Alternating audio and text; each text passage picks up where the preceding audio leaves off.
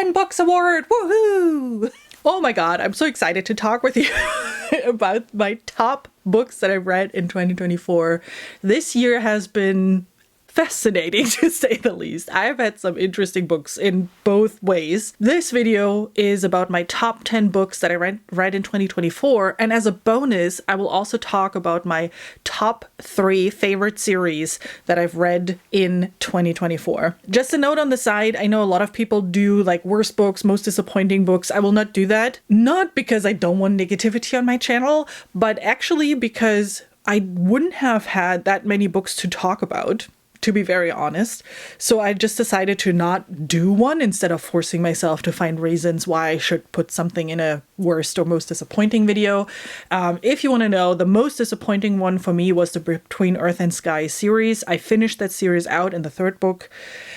Yeah, I don't know. I didn't need to wait for that. So there's your video for that. And I will start with the top 3 favorite series that I read in 2024, starting with the Finlay Donovan series that is not finished yet, but I'm all caught up with where we are with published works right now. This was fantastic. So I read all the books of the series except for the first one. I've read that 2 years ago, I think, in 2022, but I decided this year to continue this series and just catch up on where we are, especially since there was a new book published this year. And it is awesome. It's absolutely not a typical genre that I read. It's more kind of quirky mystery type stuff. It's very lighthearted. It is totally over the top, but it is a lot of fun. And that's why I wanted to include it in this book. So Finlay Donovan is a recently divorced mom. She lives with her nanny and her 2 kids. She's an author. She is struggling financially, and she's talking to her agent about a new idea where it's essentially about killing someone, and someone overhears that conversation and then approaches Finlay afterwards, asking her to kill her husband. And she's like, wait, hang on a second. Like, I'm not a contract killer.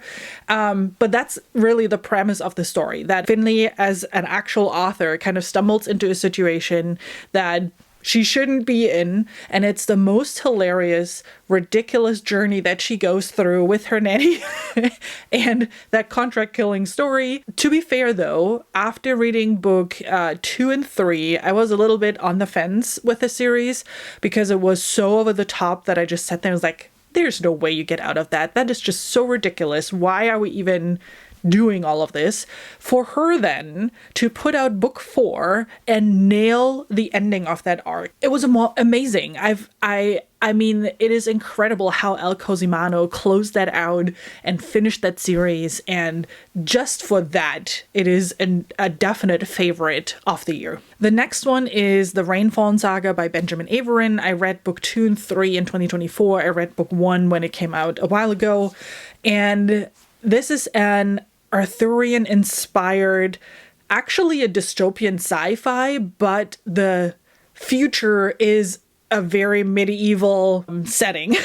This is about a post-apocalyptic setting where the big rain destroyed the world as we know it, and now people live in a kind of umbrella towns where they have, tarps over to stay away from the rain, that kind of stuff, set in Britain.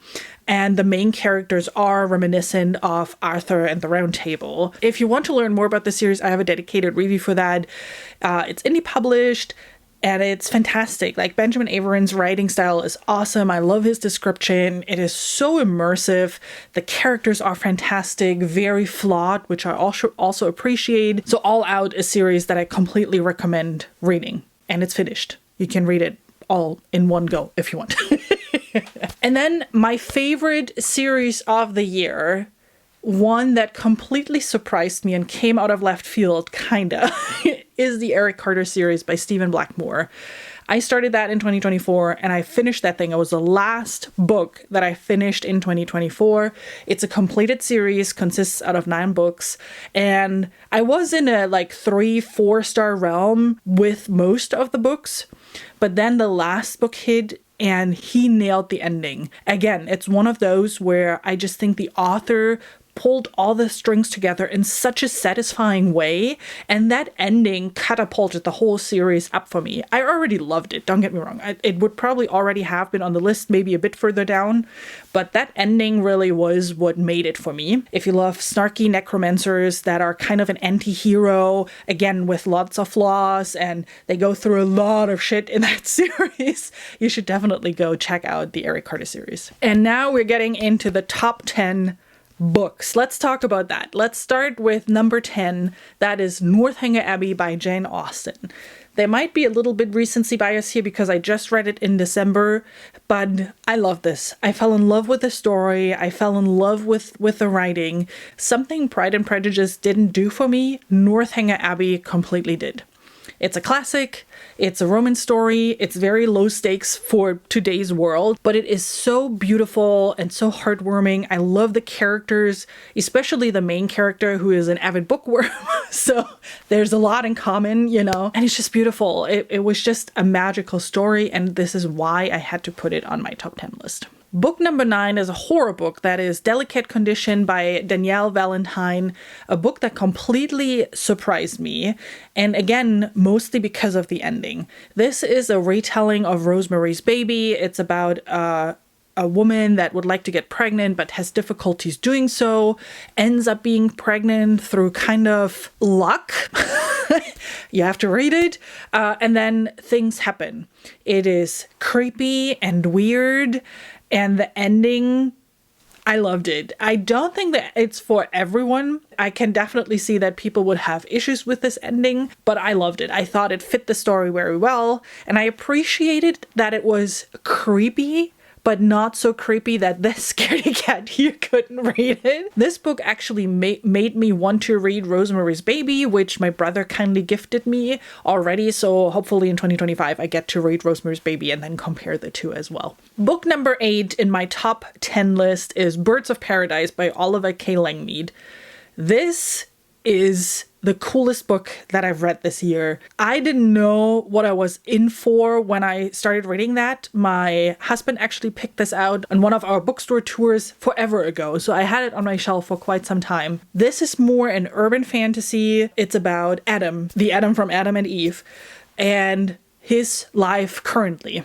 So basically, he was alive throughout all these centuries, and all of a sudden plans from Garden Eden are showing up, so he is traveling the world to collect them. There's a lot more to that story than that. Beautiful, terrible, heartbreaking. I rarely cry, but this book made me cry in the end. It was amazing. It is such a good story. Also a book that I think more people should read. It's, if you're religious or not, it has nothing to do with it. Just from a human perspective, it was so well written.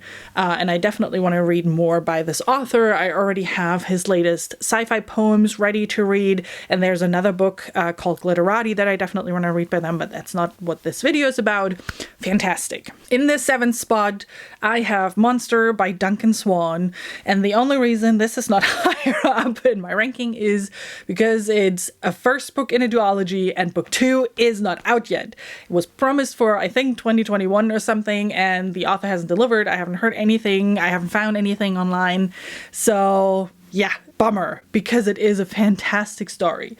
This book reads like an action movie. Sci-fi, post-apocalyptic. We're having 2 timelines in the book, one from the day of the event and one, I think it was 96 or 98 days later or something like that. The event itself is an explosion of a science facility in Switzerland, I'm blanking on the right word for that, that resulted in a big cloud coming out of it. The cloud keeps growing and is covering at one point, right, 98 days later, nearly the entire world. And you're getting multiple POVs in those 2 timelines that show you this event from a whole different angles. And it is impressive how well done this is. It's action-packed. The military stuff is really cool. The horrors that are living in the cloud are so well described. I mean, it's disturbing, but it is just so good. I could not put this book down. this would make a fantastic movie, and I really, really hope that we'll get a book 2 eventually, so we'll know how this whole situation ends. Book number 6 is another sci-fi, that is Roadside Picnic by the Strugatsky brothers. Also a book that completely surprised me. I've never heard of this before, but after reading it, I realized this is actually a well-known classic sci-fi book, which I believe is for a reason. So this is an idea-based sci-fi, which a lot of these older classic sci-fis are, at least the ones that I've read so far. If you like Asimov, you are going to like Roadside Picnic. I'm pretty sure about it. For this one, I have a mini review together with 2 other sci-fi books that you can check out if you want to hear more about it. It's very short. It's a really quick read. The main idea is that aliens landed on specific spots on Earth and then immediately disappeared again, and they left kind of a toxic wasteland.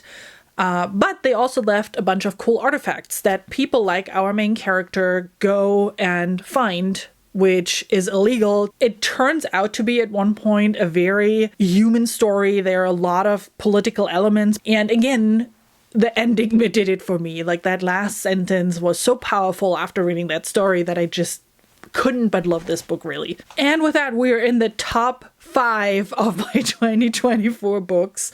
And the 5th book in my ranking is Sufficiently Advanced Magic by Andrew Rowe.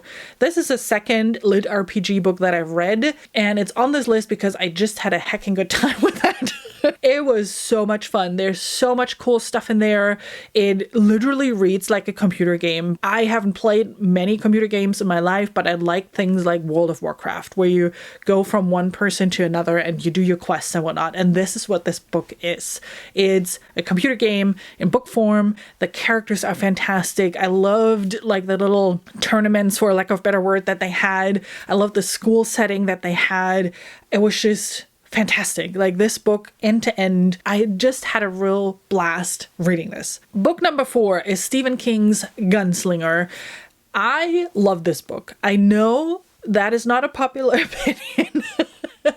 I know a lot of people are not a big fan of Gunslinger, but I loved it for its weirdness. This is probably one of the weirdest books that I've ever read in my life, and I thought it was fantastic. I still haven't continued Dark Tower, to be very fair, but just on its own, just as its own book, like the story that is happening in The Gunslinger, which is not much, to be fair. It's about a dude walking and passing towns and whatnot to find a specific other person. But it is so weird. I don't know what else to say. It's the weirdest book ever. Nothing really happens in it, but the way it's written is just... you can tell he was on drugs. Let's put it that way. Going into the top 3 with another classic sci-fi by an author that I already mentioned earlier, which is Isaac Asimov. And I'm putting his short story collection, Nightfall and Other Stories, on my 3rd spot for 2024. I'm not a big fan of short story collections. Usually I have like 2, 3 that I really loved, and the rest was kind of meh. But this was awesome. Asimov is definitely a favorite classic sci-fi author for me. I already loved his Foundation series when I read it a while back, and I'm so glad I finally picked up the short story collection. Every single one was fantastic. Nightfall, which the collection is named after, won a bunch of awards too and is seen as one of the best sci-fi short stories ever. And there's definitely a reason for that. Man, that dude could write, and he's so imaginative.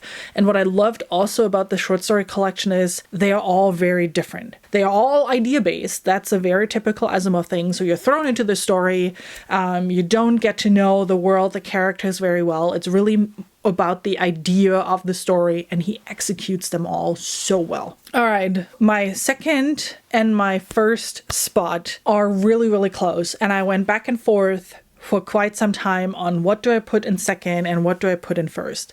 Both not necessarily typical books that I read, actually not at all, which makes me love them even more. They're both fantastic, flawless. I had a fantastic time with them. And the only reason why I put the first place into the first place and not in the second is because I read it very early in the year and it stayed with me throughout the entire year, but I'll tell you which book that is in a second. First, let's talk about the second spot. That is The Other Valley, which is actually a literary fiction. I read it as time travel sci-fi. I actually completely ignored the literary part of it and the philosophical part of it. Like, that went completely over my head. And because I don't care about stuff like that usually, I do not read literary fiction. But for whatever magical reason, this book ended up on my library hold list. If I ever figure out who made me put it there, I will send them a big thank you basket, because it has been such a fantastic read. Again, I loved it more for the idea than the philosophical aspect. You know, whatever makes you love a book, it doesn't matter really. We follow along a 16-year-old girl who lives in a valley that is surrounded by other valleys, which are the same valleys, but 20 years in the future or 20 years in the past. So you can travel through the border in either direction and then see the same valley 20 years earlier or 20 years later. And that concept already I thought was so cool. And then the world that he built around it, like the government system and how the people know about it and how they live with the fact that they could go into the future and the past and how that is all organized. I love this so freaking much. Like, this will stick with me for a while. And all the time travel aspects are so well done, which is not easy, really. And this was just a freaking good book. Again, mostly because of the ideas, not necessarily because of the characters or the world building or anything like that. Also, this was one of the audiobooks I listened to this year. If you watched my stats video, I talked a little bit about that. That was one of the big things for me in 2024, that I wanted to train myself to better listen to audiobooks. So this was one of them.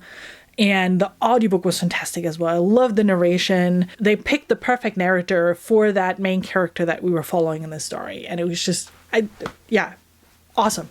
End to end. Valley border to valley border. It was just fantastic. Which leaves us with the number one. It's a book that I read in January that I've talked about a handful of times throughout the year. It's Rouge by Mona A. Ward, which quickly is becoming a new favorite author of mine. I'm really excited to read other books by her. It's about a young woman who is visiting California. Her mother just passed away and she wants to take care of the estate, packing things up and then selling everything. But then weird things happen. And it's a bit of a otherworldly mythical experience. She is meeting really interesting people. She is being put into kind of eerie, otherworldly situations, and just the whole flow of the book. I still, even a year later now at this point, I'm still vibing very much with the book. And I love just the whole setting and the whole premise. It starts off pretty normal, but then turns out to be something really interesting. And I don't want to say too many things because discovering that was a big part of my enjoyment for this book. And it's just cool. I mean, it is so out there, but it is so cool. It ended up being like one of the coolest books that I've read the year. Alrighty, folks, that's it. Those are my top books that I've read in 2024. What were yours? Let me know down in the comments. What were your top books? What were your favorite reads over the year? And if you haven't yet, check out all my 2024 excitement and 2024 recap videos out in my little playlist. And don't forget to hit the subscribe button so you can see what I'm up to in 2025. Thank you so much for joining. Thank you so much for stopping by. I really appreciate you, and I hope I see you with my next video. Bye!